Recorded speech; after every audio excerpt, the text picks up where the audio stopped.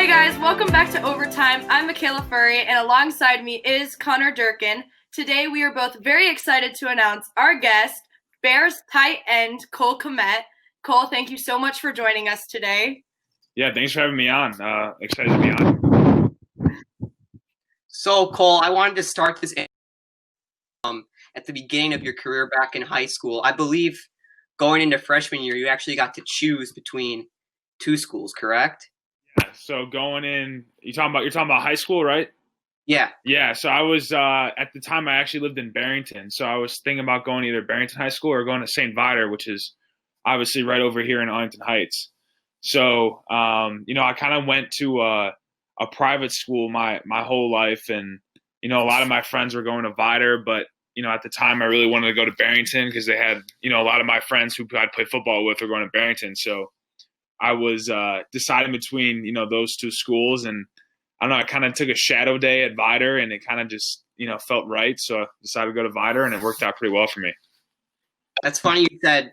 So I actually live right across the street from Viator. It's like right down there. So Right. when I was thinking about Viator too. I obviously picked Hersey, but I also did a shadow day back in 7th grade with someone. So what made you pick Viator over Barrington? Was it mainly your friends in football, or? Yeah, I don't know. I think it was just more of like a comfort thing, like just kind of because I went to a private school in elementary school, and then Viator was obviously a private high school, so I think like the smaller atmosphere was something I kind of wanted, and it just kind of felt right. So it was kind of just more of a feel thing, and it just kind of felt more comfortable. So I was definitely happy with the decision. What was your favorite high school football memory playing at Viator? Ooh, high school football memory. I'd say probably my senior year. My brother got pulled up to varsity when he was a sophomore, and we went to the playoffs. And kind of making a little playoff run with my brother was a lot of fun. So I think he played with us for the last 4 games of the year. That was a lot of fun. So we had a good time together doing that. It's cool. Almost like the Watt brothers, right? All three of them played in the same game yesterday. Steelers, Texans. Sweet. That's pretty cool for the parents too, Oh yeah, definitely. So eventually when scouts started showing up to your games, what was your mindset, knowing people are watching you potentially to give you a recruitment? Yeah, I think my mindset didn't really change. It was just more about having fun and kind of enjoying the time out there with all my friends. So, I really didn't focus on that too much and kind of let, that my play and all that kind of, dictate that. So I really wasn't too concerned about all that, just kind of having fun with everybody and just enjoying my time. So, Cole, if I'm correct, your dad led Hersey to the state championship in 1987, right? He did. 1987, yep. So, if he's anything like my dad, I bet he talks a lot about his football career, right? He does, yeah. He'll bring it up every once in a while, yeah. So, how many stories have you heard about this bad boy? Oh, that's funny. I've heard quite a bit.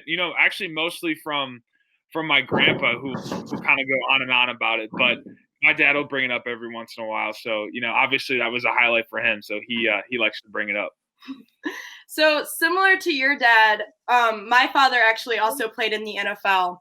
And whenever I meet someone, they always like to talk about his career rather than getting to know me personally. So I always feel like I'm kind of in his shadow. Did you ever feel like you were in your father's shadow growing up? Yeah, I think at times, like, obviously people would kind of know my name just because the last name, and they kind of just, hey, here Kmet, and they kind of just associate that with my dad. So like when I was younger, that was definitely something that would always be brought up. But I think at least my dad, he did a really good job of like not putting that pressure on me. Like he was always like, do whatever you want to do, like never pressure me to play football or anything like that. So he was always just really great about that. So that always took the pressure off me. But yeah, no, you definitely felt like that sometimes. But once things kind of started to pick up for me, I kind of made obviously my own name for myself, which was kind of cool. But yeah, definitely at first, like you definitely start hearing when people hear your last name, they always ask like, "Oh, is your dad Frank?" And you always got to say yes. So yeah, they definitely just know the last name. Yeah, that's amazing. You made a name for yourself. Also, that's awesome. I'm so happy. Yeah, it's cool. Yeah, it's cool. Like you just got to do what you love, and like, and however, you work hard at what you like to do, and then, eventually someday it'll just kind of work out for you. So it obviously worked out for me thus far. So it's been good. Yeah. Yeah, I mean, moving forward towards the end of high school, you were recruited by a few colleges, but you obviously ended up choosing Notre Dame. What made them stand out compared to the other schools? Yeah, I think for me, one was they were going to let me play both football and baseball when I went there. So that was something I still wanted to do, was play baseball. Second was they have always been able to turn out tight ends to the NFL. So like they always had a good tight end tradition, and obviously me playing tight end, that was something that was important to me. And then I think third was just kind of the atmosphere of the school was very similar to Viator, and that was kind of what I was used to. So I think between those three things, that's kind of what, made my decision pretty easy. So you mentioned baseball. Yeah. You were pitcher, correct, for Viator. How much baseball did you end up getting to play then? Yeah, so I played my first 2 seasons. For the 2 springs I was there, my freshman and sophomore year. So I got to play, both seasons, and I had a lot of fun with it, and it was a really good time. And I missed my brother's there right now. He was a freshman last year, so I missed out playing with them because obviously I decided to leave for the draft. But that was something I really enjoyed while I was there. I actually heard about that was one of the leading things about baseball, wanting to play in college. When you went, did you have to talk to Coach Kelly, and did you have to convince him, or was that a day? Yeah, no, it was definitely. It was something I brought up in recruiting. Like, everyone kind of knew I was a baseball player, and something that I was still looking to do. So, Coach Kelly came to my school when he was recruiting me and just said, "Hey, like, you can play on the baseball team here. Like, we've done it before with other guys. So, we'd love for you to play both." And so that, right there, that kind of just sold it for me. So he was totally on board, and he helped me out through the whole process. And, he was really good about it. During your time at Notre Dame, who were some guys that were sort of took you under your wing or under their wing? And for me, so right now there's a tight end with the Miami Dolphins named Durham Smythe. He was a 5th-year senior when I was a freshman who really helped me out a lot. And, we became really good friends my freshman year. And then guys kind of like Mike McGlinchey, who's a left tackle now with the 49ers, and then Quentin Nelson, who's a left guard, who's the guard for the Indianapolis Colts, who were playing this weekend. So those guys were guys that I looked up to coming in as a freshman, and, really helped me out, coming in and kind of establishing myself in college. So do you still stay connected with a lot of them regularly? Oh, yeah, for sure. I'll talk to them, text them and whatnot. And, they're always great to me and help me out with stuff. And, they were guys that I reached out to, when I was trying to make my decision on whether to leave school or not. So they were guys I reached out to, and, they've been great to me ever since I met them. What was the hardest thing about playing football at Notre Dame? Hardest thing. I think the fans are pretty tough there. I think there's a lot of expectation there. So like you got to win every week, and if a week you don't win, if you don't win a certain week, you're gonna know it. So the expectations are definitely high, but I wouldn't want it any other way. But that was tough. You had to be on your A game every week, because if you lost, like, the fans would let you know. Yeah, I'm a pretty big ND fan myself, so yeah, I completely agree with the answer. Last year, actually, at a game, I actually met one of ND's former kickers, Justin Yoon. He was talking about the travel part, especially those late games where you guys would have to go out to the West Coast. Would you agree with him that the travel is sort of hard in college? I think at Notre Dame, it's a lot different than any other place, just because we're going all around the country. That's something, like, I had to go out to California twice in a year, and that was tough. Going, we'd fly out on Thursday, and then we get there late Thursday night, and then you come back at 7 a.m. and you got to go to class the next day. It's tough. So when you got to travel all around the country like that, it definitely wears on you during the year. But I think it's helped me out, at this point, to get for this level, and help me kind of prepare for that. Yeah, you mentioned getting prepared for class. How hard is it to juggle all those things while being a it's tough. athlete? I mean, it got tough for me in the spring because I would go to spring practice at times for football in the morning, go to school during the day, and then go to baseball practice at night. So that was a lot. So yeah, especially at Notre Dame, like, they don't take it easy on you in class. So it was definitely a juggling act, something that, probably took me a year to figure out, but, I figured it out, and, it worked out for me. What is one piece of advice you would give a student at Notre Dame? Yeah, I would say don't wish it away. I think the time goes by fast, and I left earlier than I needed to, but, I left because, I had another thing that I was chasing, but the time there, it goes quick, but it's a lot of fun. So just make sure you take it all in. Yeah.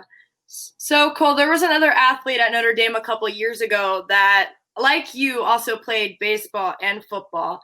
His senior year, though, he decided to further his career in baseball and actually got drafted to the MLB. What helped you decide that you wanted to continue your career in football?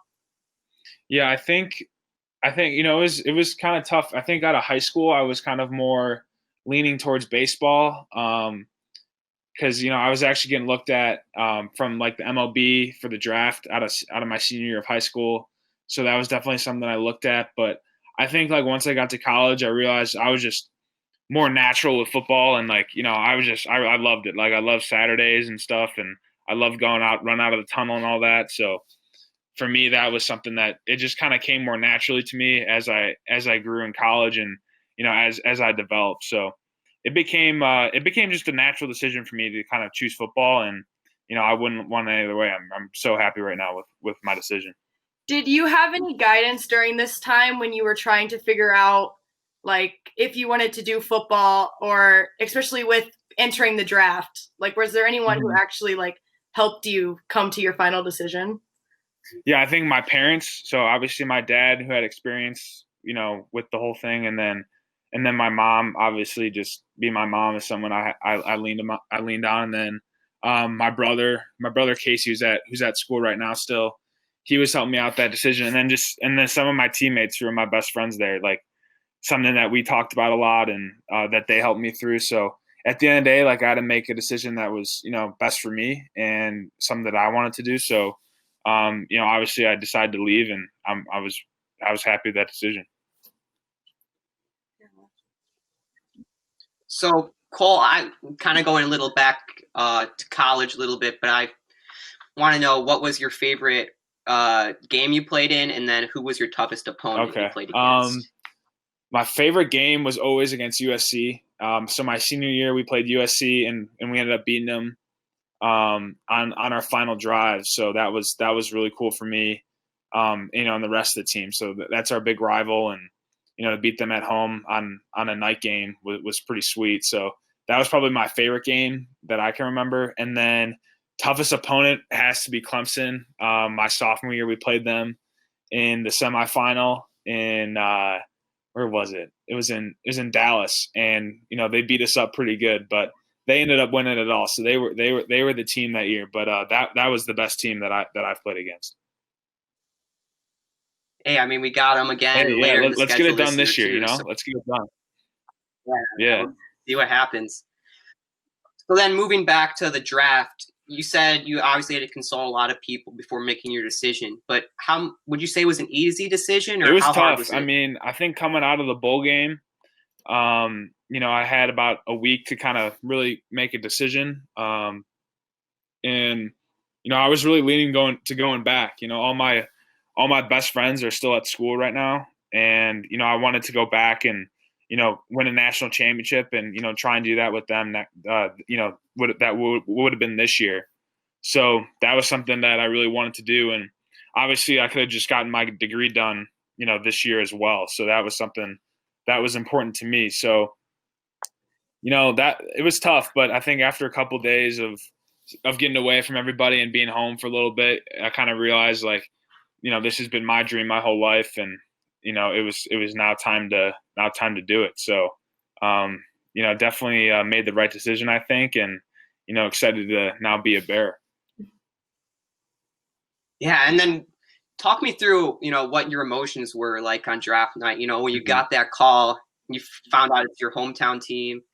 I assume you were a Yeah, Bears no, fan I was a growing up, Bears right? fan. Yeah, it was crazy. It was just a lot of emotions going in, because I was kind of didn't know if I was going to go day one or day two. I knew it was going to be somewhere late in day one or early in day two, and when the first day goes by, no one takes you, like, all right, tomorrow's the day, and then you never think like your hometown team's actually going to take you, and then it kind of creeped up closer and closer to the Bears, and pick 42 came, and it was Jacksonville, and I got a phone call, and I was like, okay, I'm going to Jacksonville. And then when I got the phone call, it was actually Coach Nagy on the phone, and then they ended up taking me at pick 43. So it was quite a feeling, but it was awesome. It was really cool.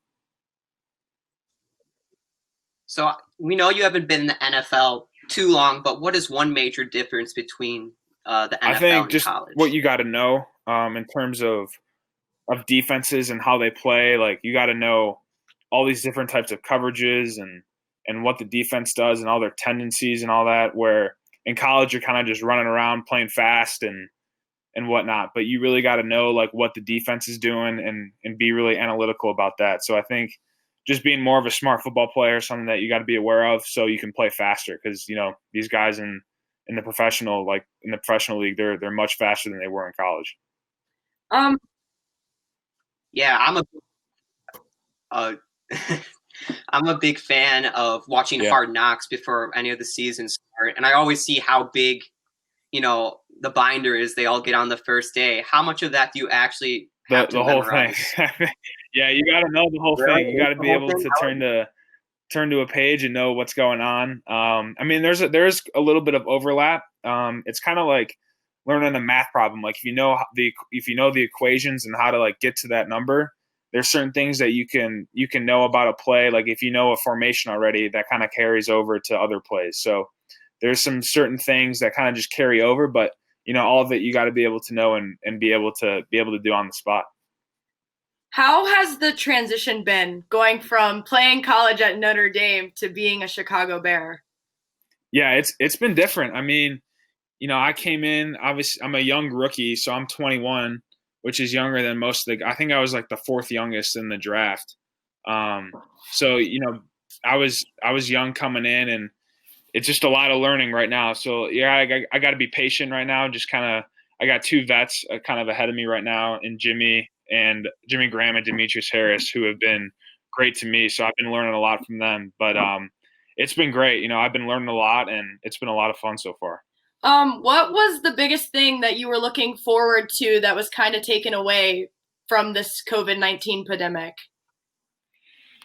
I think, uh, dang, it starts back at the draft. I was kind of hoping to go to Vegas for a little bit for the draft, so that would have been a lot of fun. Wasn't able to do that because of COVID. I have a draft party like with my family and friends, but it was just literally just my brothers and sisters and my mom and dad that were able to watch. And then I think the OTAs and just kind of getting to know everybody a little earlier, and in June and July would have been nice. Um, and then just meeting fans, being with fans like in the stadiums now. So I think all those things have kind of been taken away, but it is what it is. And, we're obviously really grateful to be playing right now. So I can't complain too much. So you actually got drafted in the second round alongside your former teammate, Chase Claypool, who is now playing for the Steelers. Do you guys still chat and talk? Yeah. Yeah. Chase and I are really good friends. We actually trained together before the combine in California, and we were roommates together. So yeah, we're really good friends. We're both really competitive guys, so we love being around each other. So yeah, we definitely stay in touch, and I know he's doing well over there. So I wish him nothing but the best. There are there are great amounts of athletes who come out of Arlington Heights and Notre Dame. What do you think made you stand out, especially to the Bears, making them want to choose you? hmm Yeah, I think. I think obviously they were looking to get a tight end, so that helps when you play tight end. And then I think just being the type of person I am, I think they obviously look at these interviews when you interview with them and during the draft process. and they really want to get to know you as a person, how you would be as a professional. So I think all those things kind of, I kind of showed myself in that sense. And I think they just kind of, liked what they saw in that regard as a football player and as a person. And, that's why they ended up taking me. So I can only imagine the amount of nerves that are going through your body when it's draft night and you're waiting for that call. What was going on in your head? Like, what was the atmosphere like for you, like during that situation? Yeah, I think as each pick goes by and like they don't take you, you start thinking, wow, I don't think I'm ever going to get picked. So that's kind of what you start thinking about in your head, like, oh, I just hope somebody takes me. And then it finally happens, and it's just a big sigh of relief and excitement. So, but it's nerve-wracking for sure. But after you got off the phone with Coach Nagy, who was the first person you called that wasn't at your house? Oh, wow. Let me think. I think it was my grandma, I want to say. But I got a call from my dean at my high school, who I'm close with, and he just kept calling me. But I kept hanging up on him because I was like, dude, I'm trying to call other people first. But he kept calling me, and then I finally answered his phone call, and he was going crazy. But I think it was my grandma was the first one I talked to.